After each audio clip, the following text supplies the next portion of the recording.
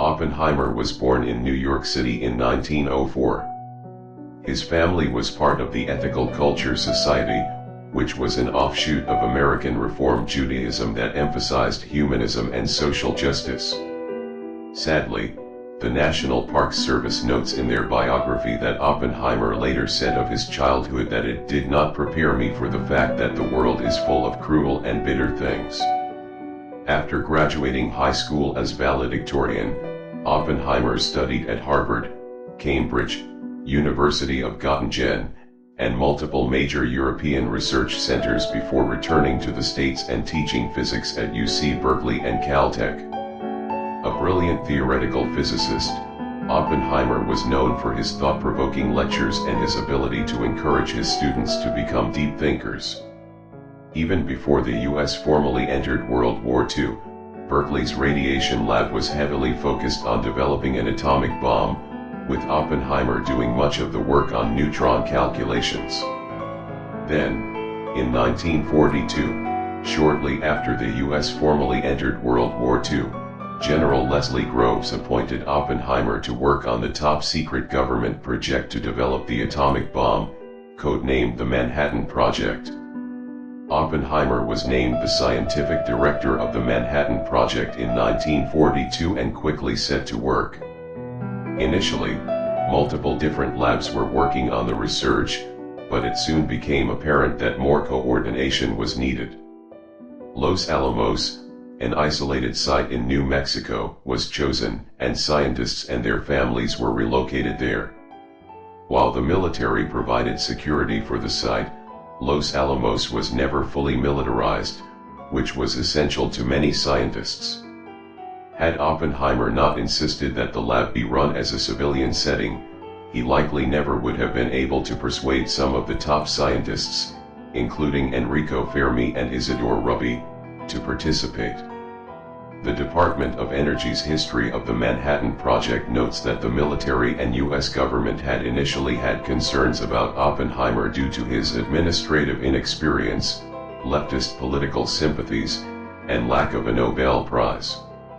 Still, he quickly proved up for the task. The Manhattan Project was the code name given to the United States secret project to build an atomic bomb.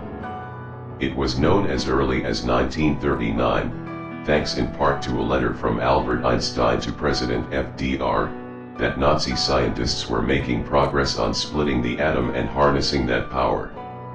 In 1941 the Manhattan Project was officially created. The United States research was initially spread between multiple labs on different college campuses, and by 1942 Enrico Fermi and his team at the University of Chicago had successfully created a self-sustaining nuclear chain reaction. Moving to the remote Los Alamos location not only helped with coordinating work, but it also decreased the chance of a nuclear accident in a large US city. By July 16, 1945, the scientists at Los Alamos were ready to test the device they had created, a plutonium bomb codenamed the Gadget. The United States did not thoroughly test a uranium bomb before using it in Japan. Though Germany had surrendered 2 months earlier and had never successfully created an atomic bomb, that did not stop research in the United States. A remote site called Alamogordo, 200 miles from Los Alamos, was chosen to test the Gadget. The test was codenamed the Trinity Test, a name chosen by Oppenheimer, possibly as a reference to poems of John Donne. The Trinity Test itself and its immediate aftermath, from the scientists lying on the ground waiting to the joking bets on whether it would work to the shock and awe at the size of the blast to test director Kenneth Bainbridge's comment to Oppenheimer that "now we are all sons of bitches," is now the stuff of modern legend.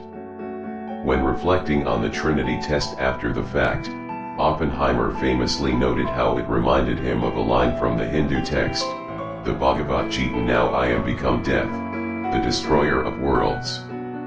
Oppenheimer also compared himself to Prometheus, the demigod punished by Zeus for giving fire to humans. Less than a month later, Little Boy, a uranium bomb, and Fat Man, a plutonium bomb, were dropped on the cities of Hiroshima and Nagasaki, killing thousands. Japan surrendered soon after, formally ending World War II. Oppenheimer was deeply conflicted about his role in birthing the atomic age, later saying, "The physicists have known sin, and this is a knowledge which they cannot lose." The end of World War II was far from the end of the United States nuclear program. The United States, now worried about the Soviet Union, founded the Atomic Energy Commission, AEC, as a civilian replacement for the Manhattan Project. Oppenheimer was named chairman of the AEC's General Advisory Committee.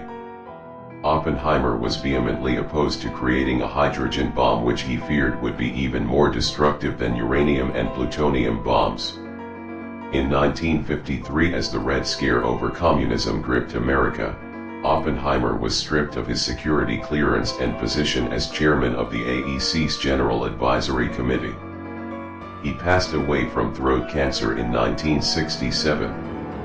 In 2022, the Department of Energy symbolically vacated the 1953 finding, acknowledging the revocation of Oppenheimer's security clearance, saying, "Deprived of political power, Oppenheimer continued to lecture, write, and work on physics. He toured Europe and Japan, giving talks about the history of science, the role of science in society, and the nature of the universe." Oppenheimer spoke about the importance of studying the history of science at the dedication of the Niels Bohr Library and Archives of the American Institute of Physics in September 1963. Oppenheimer, who was a chain smoker, was diagnosed with throat cancer in late 1965. After inconclusive surgery, he underwent unsuccessful radiation treatment and chemotherapy late in 1966.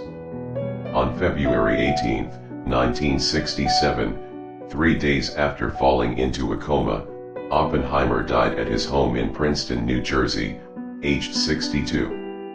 A memorial service was held a week later at Alexander Hall on the campus of Princeton University.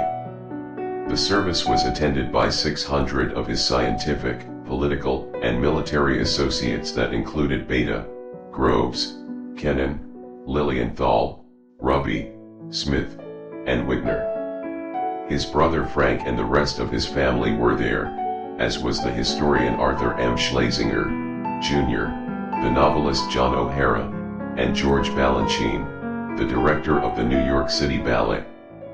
Beta, Kennan, and Smith gave brief eulogies. Oppenheimer's body was cremated, and his ashes placed in an urn. His wife took the ashes to St. John and dropped the urn into the sea, within sight of the beach house.